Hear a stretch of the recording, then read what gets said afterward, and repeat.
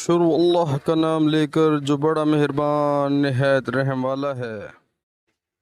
ایک مرتبہ معاذ بن جبل رسول اللہ صلی اللہ علیہ وآلہ وسلم کے پیچھے سواری پر سوار تھے۔ آپ صلی اللہ علیہ وآلہ وسلم نے فرمایا، اے معاذ، میں نے عرض کیا حاضر ہوں یا رسول اللہ۔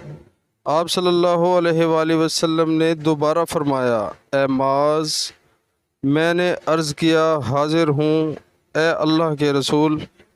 آپ صلی اللہ علیہ وآلہ وسلم نے بارہ فرمایا، اے معاذ، میں نے عرض کیا حاضر ہوں اے اللہ کے رسول۔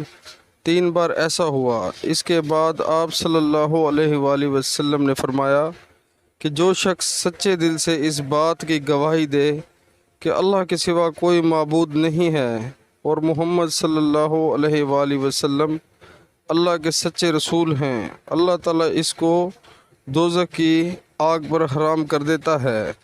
میں نے کہا، یا رسول اللہ، کیا اس بات سے لوگوں کو باخبر نہ کر دوں تاکہ وہ خوش ہو جائیں؟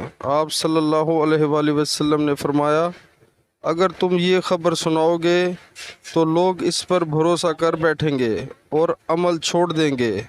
معاذ رضی اللہ تعالیٰ عنہ نے انتقال کے وقت یہ حدیث اس خیال سے بیان فرما دی کہ کہیں حدیث رسول چھپانے کے گناہ پر ان سے آخرت میں مواخذہ نہ ہو۔ مسلمانوں، اللہ تعالیٰ ہمیں حدیث پاک سننے اور اس پر عمل کرنے کی توفیق عطا فرمائے، آمین۔